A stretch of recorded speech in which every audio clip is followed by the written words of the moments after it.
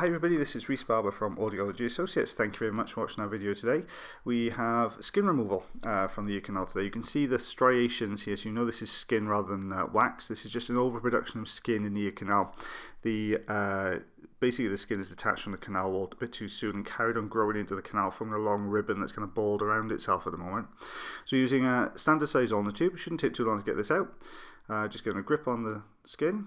Just pulling out of the ear canal. You can see a long strip of skin there. Almost got it out in one chunk. So we're just going to go back in and clear the remnants away. While I'm doing this, just a quick thank you to all the new subscribers and the great job you guys are doing by liking and sharing the video. So you're doing really well. Thank you very much. We're all really pleased with how the channel's progressing. Then you take a look inside. There we are. Lovely shiny eardrum, looking nice and healthy. This is the skin we removed. As you can see, quite long strips of skin in here. As always, guys, keep liking, keep sharing, keep subscribing. Thank you very much for watching our videos today, and as we say every week, take care.